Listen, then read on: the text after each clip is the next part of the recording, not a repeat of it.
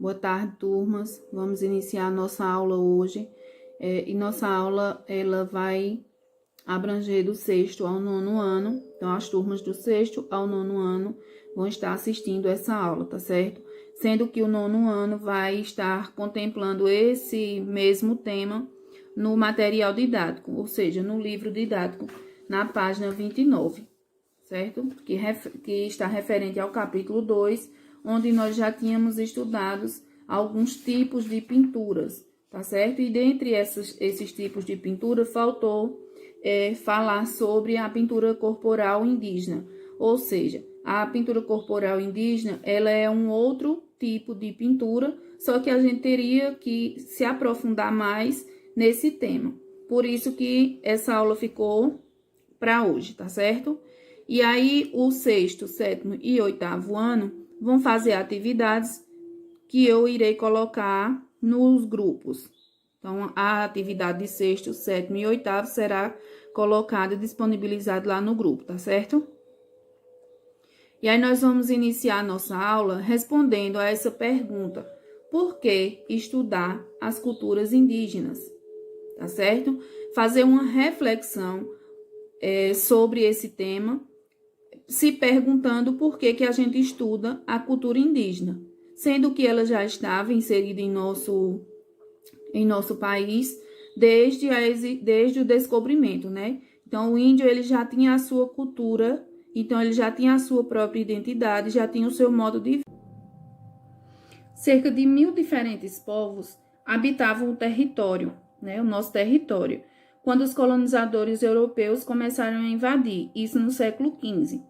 Aí, muitos desses povos, eles foram contagiados por doenças, né, trazidas pelos europeus, e em decorrência também da resistência à escravização, ou seja, os índios, eles não aceitavam serem escravizados. E existia uma grande resistência por eles. E também das numerosas guerras que ocorreram nas áreas costeiras. E aí, para escapar do devastador contato com o colonizador, diversos desses grupos migraram do litoral para o interior do continente, sendo que essas ocupações elas continuaram prosseguindo, ou seja, eles continuaram também sendo afetados. Eles não deixaram de ser afetados pelos colonizadores, pelos europeus, tá certo? Embora eles fossem submetidos a todo tipo de violência, né, que resistiu durante 5 séculos, muitos desses povos eles sobreviveram. E nas últimas décadas, contraindo todas as expectativas, a população indígena ela retomou o seu crescimento.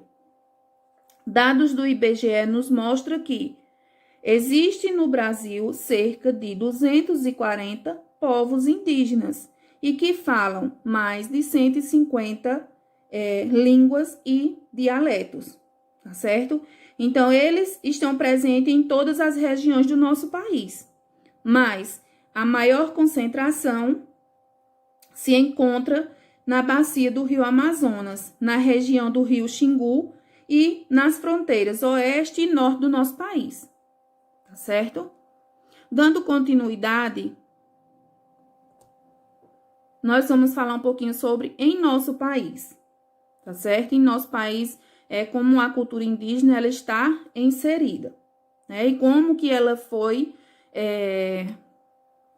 retratada durante todo esse tempo e foi inserida nos livros, na arte, na história e na nossa cultura, certo? Os indígenas, eles foram inicialmente entendidos e retratados pelos europeus como seres exóticos e primitivos. Caracterizá-los como inferiores justificava e facilitava os propósitos coloniais. No século XIX, empenhados em construir uma identidade para a nação, intelectuais e artistas tomaram o índio como um símbolo para representar, de forma heróica e idealizada, a natureza exuberante do nosso país. Ou seja, o indígena, a cultura indígena, ela foi retratada como um símbolo também da nossa cultura, como uma identidade própria do nosso país. E aí, nós entramos no tema pintura corporal. E os seus significados também, né? A pintura corporal, ela não acontece somente por acontecer, ela tem um significado.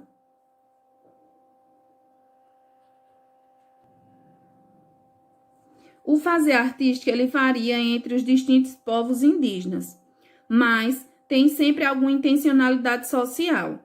Em geral, a parte está ligada à produção de artefatos, adornos corporais e instrumentos usados no cotidiano e em rituais, ou seja, essas pinturas elas são utilizadas com uma intencionalidade. Então, para diferenciar um povo, é um ritual, é um gênero, tá certo?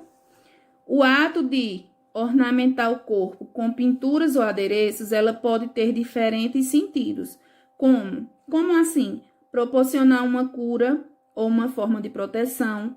Ela pode também estar ligada à demarcação de lugares sociais, de gênero ou de idade, como eu já falei, né? Gênero, sexo masculino, feminino, e de idade, criança, adolescente, até os mais adultos. A distinção dos povos, coisas, animais, pessoas e seres sobrenaturais. Podem ser transformados, domesticados, pacificados e incorporados. Essas mudanças de estado ou condição, elas costumam envolver rituais em que a música, a dança e ornamentações compõem um complexo cerimonial. As ornamentações corporais, elas são feitas tanto para os rituais como para o uso do cotidiano, no cotidiano, tá certo? O corpo, ele pode ser ornamentado com adereços, como braceletes, brincos e colares, sementes, miçangas e com a pintura de grafismo. Para muitos grupos indígenas da Amazônia, a jiboia, por exemplo, ou a anaconda, é um ser sobrenatural, primordial. Então, é dele que eles retiram a fonte de inspiração para os padrões gráficos, usados em tecidos, cestaria, cerâmica e também na pintura corporal.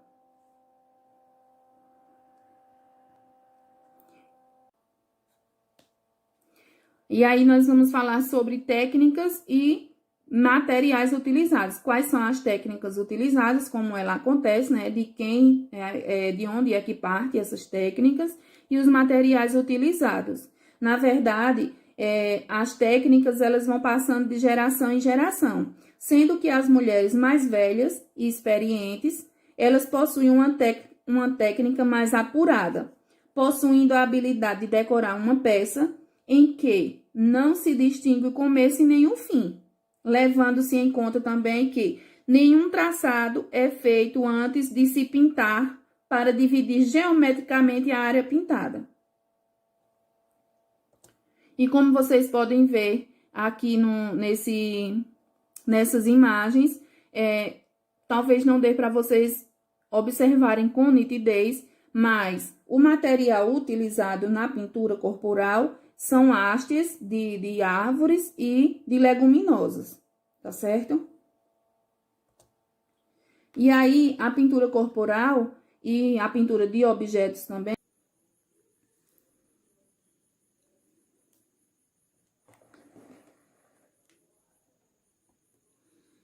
Dando continuidade, nós vamos agora observar e ver de onde que é extraído a pigmentação utilizada na pintura corporal. Tanto na pintura corporal, como também na pintura de objetos e de cerâmicas, tá certo? E aí, eu escolhi aqui são dois exemplos, né? De onde é retirada a pigmentação, né? Para essas pinturas. Eu tenho aqui o fruto do genipapo e o urucum. Tá certo? Então, a pigmentação utilizada nas pinturas, ela é retirada através de um processo, né, pelo qual é extraído a pigmentação para a utilização dessas tintas, certo? E aí, como é que acontece esse processo? Usa-se o suco do fruto, né, do jenipapo verde, certo? Então, rala-se o fruto do jenipapo na raiz da palmeira e espreme o sumo, ao qual se adiciona carvão vegetal, esfregando no fundo de uma panela de cerâmica, na qual se deposita o líquido. E aí, esse líquido, ele passa a ser utilizado nos desenhos, nas pinturas corporais e de adereços, né, de objetos.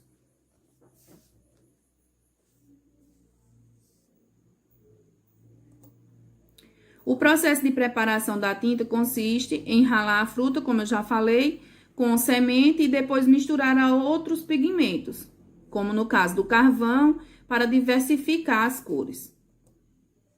A pintura ela é feita com tintas a partir desse fruto, né, o jenipapo, carvão ou urucum, e tem como objetivo, na verdade, diferenciar os povos, determinar a função de um membro, determinar um gênero, certo? E a função de cada um dentro da aldeia, até mesmo mostrar o estado civil de cada pessoa que faz parte daquela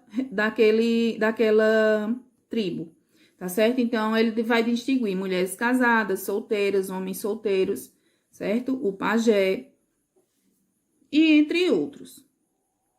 Na continuidade do nosso vídeo, eu vou ensinar para vocês três pigmentações que vocês vão utilizar em uma atividade que eu vou propor nos grupos, tá certo?